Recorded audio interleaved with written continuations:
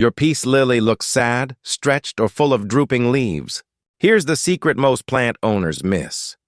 The way you prune your peace lily can completely transform it from thin and leggy into a lush, bushy indoor showpiece. One simple trimming session can trigger fresh growth, healthier leaves, and even more blooms. If you've been watering and feeding your plant but it still looks sparse, pruning might be the missing step. Today, you'll learn exactly how to prune a peace lily the right way without damaging it. Plus, the tricks professional growers use to encourage thick, full growth all year long. Number 1. Understand how peace lilies grow before you start cutting. It's important to understand how peace lilies grow. Unlike trailing plants, peace lilies grow in clumps from the base of the plant.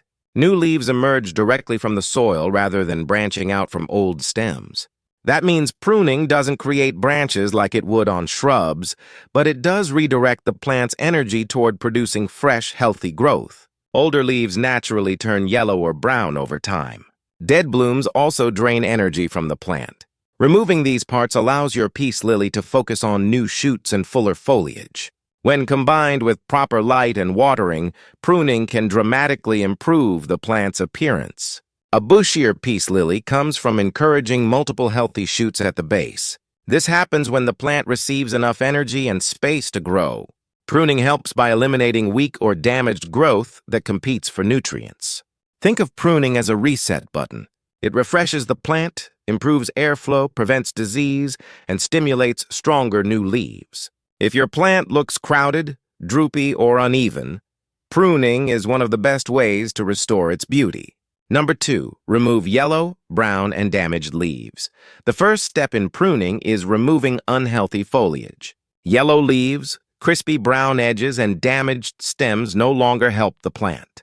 In fact, they steal valuable energy from healthy growth. Use clean, sharp scissors or pruning shears. Always sterilize your tools first to avoid spreading bacteria or fungus. Follow the damaged leaf stem all the way down to the base of the plant and cut it off near the soil line. Avoid trimming only the yellow part because the remaining stem will continue declining. If a leaf is only slightly brown on the tip, you can trim just the damaged area while keeping the natural leaf shape. But if more than half the leaf is damaged, remove the entire stem. This cleanup instantly improves the appearance of your peace lily and encourages healthier growth. It also improves air circulation around the base of the plant, reducing the risk of pests and fungal issues.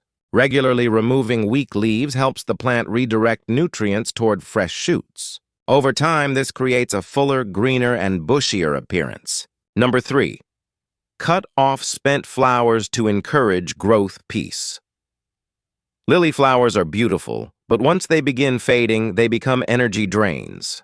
Old flowers eventually turn green, brown, or droopy. Leaving them on the plant can slow down new leaf production. To remove a spent flower, trace the flower stem down to the base of the plant. Cut it as close to the soil as possible using clean scissors. Don't just remove the flower head, remove the entire stalk. This process is called deadheading, and it helps the plant redirect energy into producing new foliage and future blooms instead of maintaining dying flowers. Many people are surprised how quickly new growth appears after removing old blooms. Peace lilies naturally respond by focusing on healthier development. Deadheading also keeps the plant looking neat and vibrant indoors. A peace lily covered in fresh green leaves always looks healthier and more decorative than one with faded flowers hanging over the sides. If you want a bushier plant, prioritize foliage growth over keeping old blooms attached. Number 4, thin out crowded growth, sometimes peace. Lilies become overcrowded in the center. Too many tightly packed leaves can block airflow and light from reaching new shoots. This can make the plant look messy instead of lush. Carefully inspect the plant and identify older outer leaves or weak stems growing inward. Remove a few strategically chosen stems from the base to open the center slightly.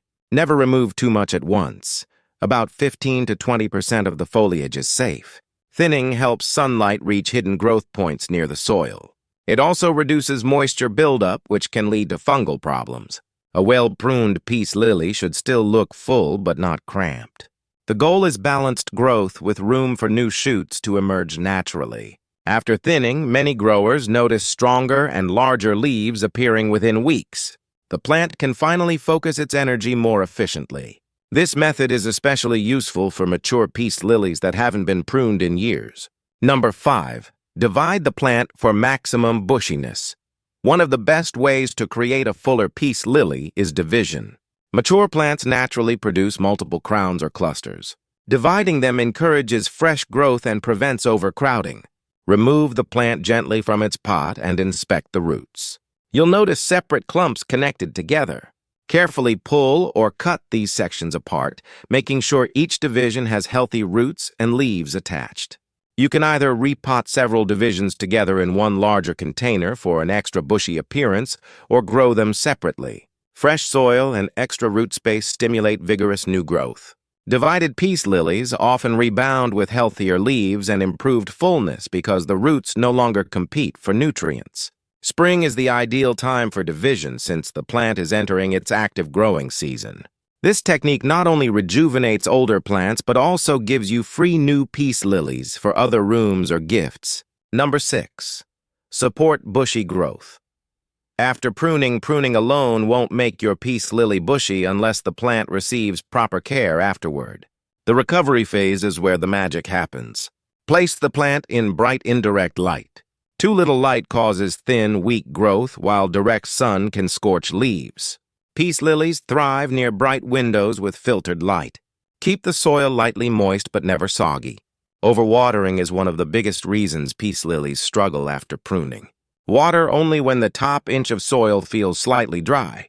Feed the plant monthly during spring and summer with a balanced houseplant fertilizer. Nutrients help fuel the production of larger leaves and stronger stems. Humidity also matters. Peace lilies love moist air, so occasional misting or a nearby humidifier can encourage lush growth. Within a few weeks, you should start seeing fresh shoots emerging from the base. These new leaves are the key to achieving that thick, bushy look everyone wants. Pruning a peace lily isn't just about removing ugly leaves.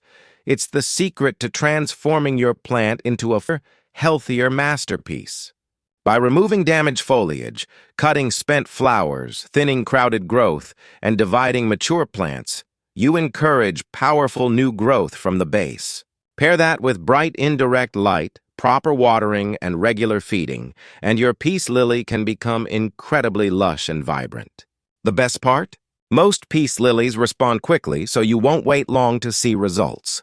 A few careful cuts today can completely change the look of your plant in the coming weeks. If you enjoyed this guide, don't forget to like, subscribe, and share for more indoor plant tips that actually work. Your dream jungle starts one plant at a time.